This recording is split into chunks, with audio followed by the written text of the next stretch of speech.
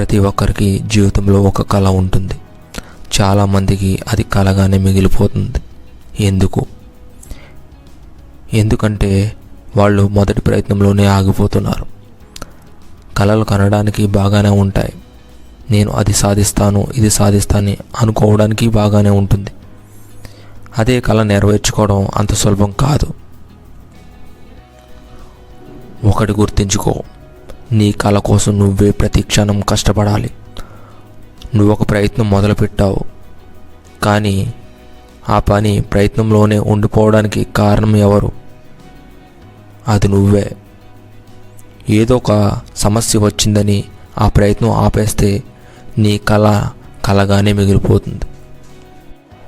ఒకటి గుర్తుంచుకో, నీ ప్రయత్నంలో ఎన్నోసార్లు ఓడిపోతావు, కింద పడిపోతావు. కింద పడిన ప్రతిసారి రెట్టింపు వేగంతో లెగడానికి ప్రయత్నించు. నువ్వు ఒక ప్రయత్నం చేశావు, ఆ ప్రయత్నం ఫెయిల్ అయింది. అప్పుడు నువ్వేం చేస్తావు? ఆ ప్రయత్నం ఫెయిల్ అయిపోయిందని అక్కడితో వదిలేస్తావా? ఒకసారి ఫెయిల్ అయినప్పుడు ఆ ప్రయత్నంలో ఏం తప్పు జరిగిందో తెలుసుకొని ఆ తప్పు మరోసారి జరగకుండా చూసుకొని మళ్ళీ ప్రయత్నిస్తే ఖచ్చితంగా విజయం దక్కుతుంది. ఒకసారి ఫెయిల్ అవ్వచ్చు, రెండుసార్లు ఫెయిల్ అవ్వచ్చు, కానీ ఫెయిల్ అయిన ప్రతిసారి నువ్వు ఏదో ఒకటి నేర్చుకుంటావు.